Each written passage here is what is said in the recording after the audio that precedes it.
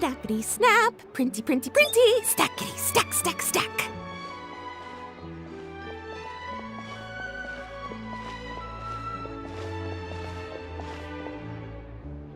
Whoa, those two are kind of big deals. Hey, you two! Can I take your picture? Huh? Does she mean us? Why does she want our picture? Guess we better get used to the celebrity treatment, huh? Can't blame the fans for wanting a photo of their heroes. But if this is for anything besides your own personal use, then we're legally allowed to charge you. Wait, what would they call it here? An appearance fee? Photo shoot fee? Absolutely! It's just an honor to be able to photograph the Ace Adventurer duo. How does 1.5 million Mora sound? Sure, that sounds fine! Hold up, how much did you say again? 1.5 million? Did Paimon hear that right? That's a lot of Mora for just one photograph. Maybe a little too much. Are we really worth all that? You guys are overreacting! This measly 1.5 mil is just the start. If you're interested in working with me as a photographer, you could potentially be taking home anywhere up to 9 figures. Snap some snaps and stack those stacks. 9 figures? That's... wait. Every 1,000 is 3 figures, plus 1 for the 1, so 1 million, that's 7, plus 2 is 10 million, 100 million. 100 million?! Yeah, this all sounds too crazy even for Paimon to fall for it. What kind of racket are you running here? You planning on flashing a couple of famous faces to con innocent people?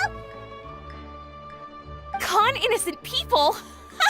You took the words right out of my mouth. But you got it back to front. My goal here is to rid Teyvat of everyone out there who's trying to con innocent people. Help me out, and there'll be a big bonus in it for you. Whoa, back up a little. Seems you skipped a couple of steps. How did you get from photography to crime fighting?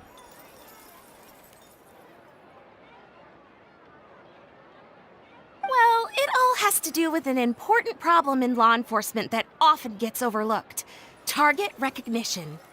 Common sense says that if Gardamex want to fight crime, the first thing they need to do is identify who's a criminal and who isn't, right? But what happens when a Gardamex mistakes an honest citizen for a criminal, or sees someone brandishing a weapon in public but fails to flag them as a potential threat? Then you've got a huge problem.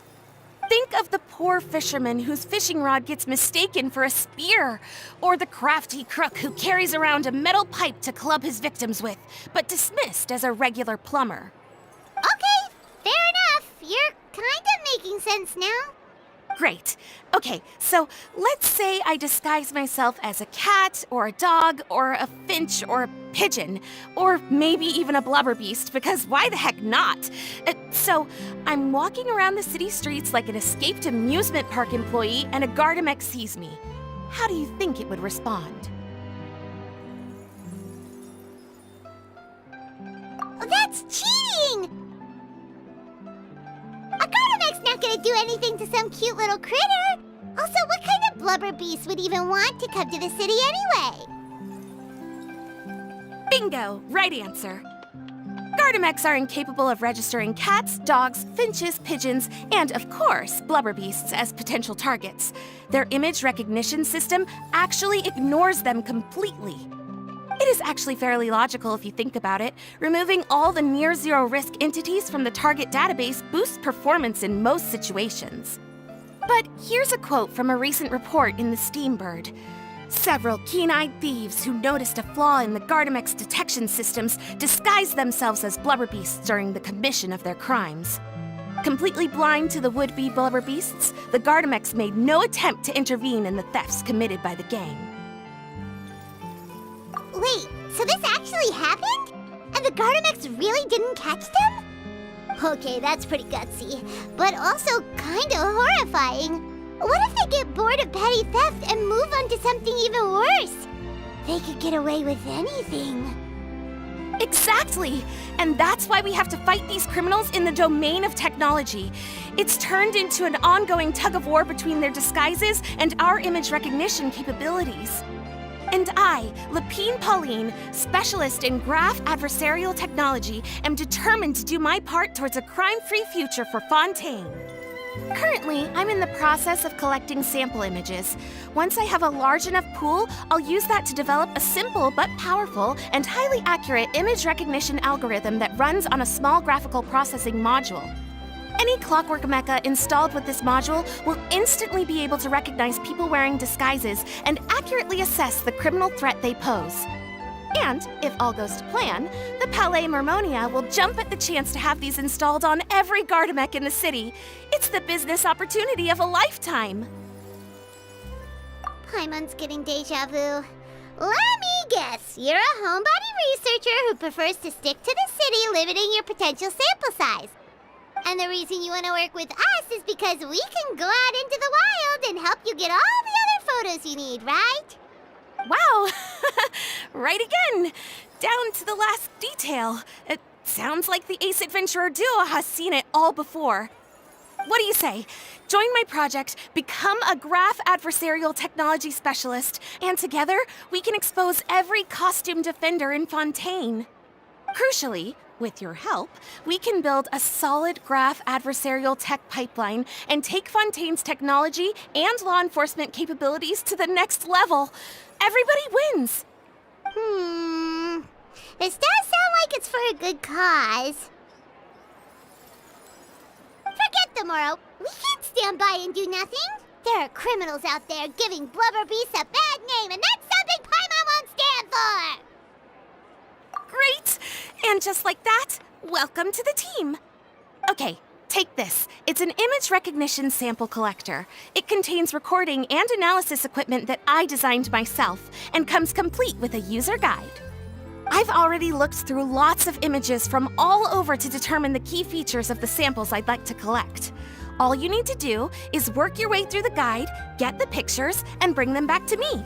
Simple. Let's get this show on the road, everyone. We must win the tug-of-war against evildoers and score some big-ticket orders from the Palais Mermonia.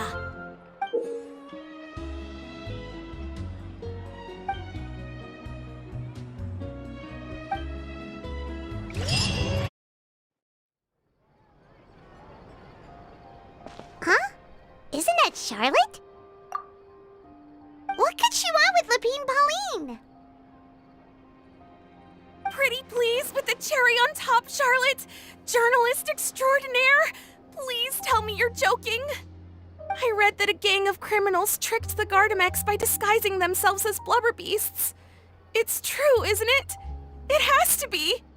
I've invested all my savings into graph adversarial technology and even taken out a sizable bank loan.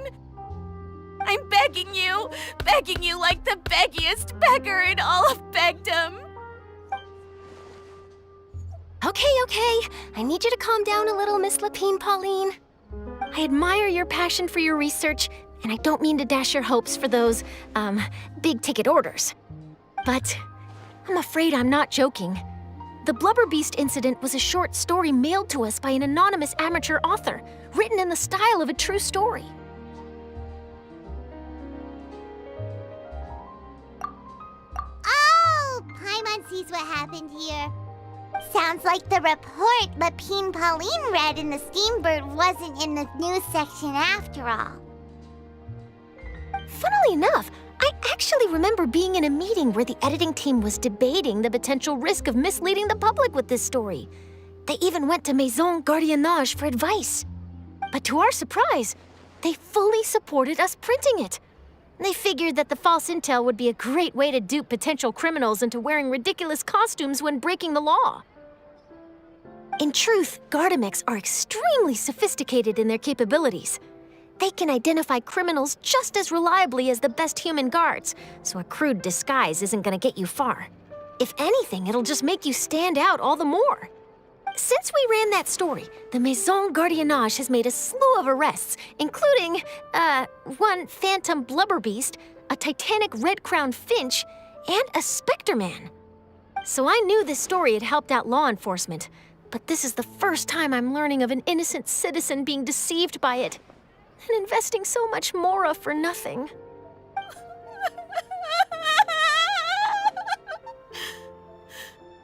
Uh-oh. So Lapine Pauline's whole research project is based on a fictional story? Which means we're not gonna get a big bonus after all. But more importantly, she's gonna lose everything she's invested. Traveler! Paimon! You're back!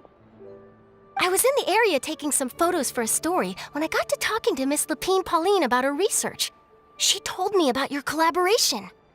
She was hoping I could write an article to spread awareness about image recognition technology. She even paid me for the article and gave me one of her prototype devices before I could get a word in. I unfortunately had to dash her hopes, and I'm afraid all your hard work was in vain too. She's desperately trying to find a way to rescue the project and get you the mora you're due. I've tried to let her down gently, but she's finding it all very hard to accept. This is a new situation for us, too. It's such a pity. It seems like the author was only trying to make the story interesting, and the Maison Gardiennage only had Fontaine's best interest in mind. Wait, Miss Lapine Pauline, what are you doing? I'm gonna pick a fight with a Gardemec, head to the Opera at Biclez, and get a one-way ticket to the Fortress of Meropide. That way, I won't have to repay my debts. It's the only way I can afford to keep on living. Whoa, there's no need to go that far. I mean, come on, look at you. You wouldn't even dent the Gardemec's armor. In all likelihood, they'd only hold you up at the Maison Gardiennage for a few days before letting you out, and then you'd still have to repay your debts. Actually, instead of going into the technicalities of that, how much did you actually invest? How bad can it really be? 270,000 mora. Okay, well, escaping to the Fortress of Meropide over a sum like that seems like a last resort. Surely there must be other options. Not anymore. I used to be an equipment supplier to the Fontaine Research Institute before that blew to pieces, and now I'm just a small-time engineer. I scraped together some savings over the past few years, but I put every last mora into this project, and now I'm left with nothing. It's not just my savings that are gone. It's my whole future as a graph adversarial technology specialist and my dreams of becoming a billionaire one day.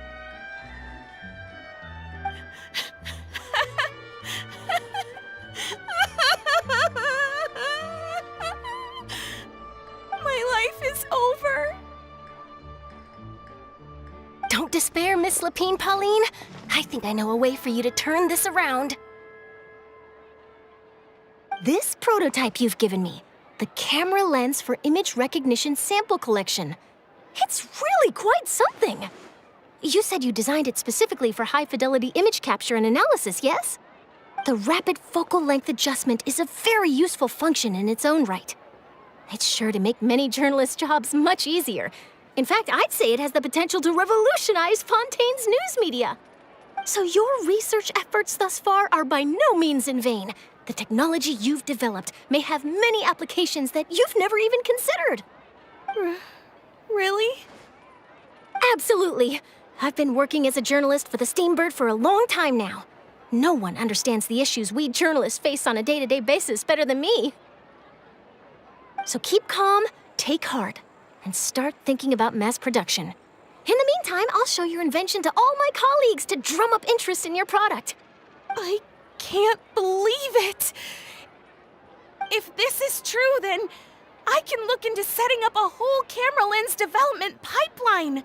My big-ticket orders and billionaire aspirations are still in the cards. Oh, maybe I should consider taking out another loan. That way, I can rapidly improve the lens production process, be the first to market, and prepare to battle for dominance in the camera industry. Come on, stop daydreaming about your pipelines for a minute. Just take it one step at a time and see how it goes. There's no sense in putting all your eggs in one basket before things are even off the ground. And I can probably speak to some people I know and license my image recognition device to a workshop to raise some funds. I can't believe I didn't think of this sooner. There's no time to lose. I need to get to work. Early bird gets the worm. Can you believe her? She just ran off. Paimon's pretty sure our advice went in one ear and out the other. It's understandable. When inspiration and passion strike at the same time, it's all too easy to throw yourself headfirst into your work and forget about everyone around you. A lot of journalists are the same way when they're first starting out. But don't you worry. I'm gonna write an article on all this, and I'll be checking in on her regularly. Her research has the potential to benefit the entire journalistic community. I'll give her plenty of input to stop her from going down any rabbit holes and make sure mass production of her lens can begin as soon as possible. It's reassuring to know that you'll be looking out for her, Charlotte. Actually, you know what? Why don't you two take this prototype lens? I'm sure you'll have plenty of chances to use it on your travels. It takes the right person to get the most out of a new technology. In your hands, it's sure to capture some amazing sights. Thanks a lot, Charlotte. No bonus, no biggie. This makes everything worth it. You're welcome. I got something out of this too. The beginnings of a very interesting news story. The boundaries between real news reports and news-like fiction must not be blurred, even when there's a compelling justification for doing so. Yes, that's how I'll phrase it to the editors when I give them my feedback. Let's hope we don't mislead any more well-meaning citizens in the future.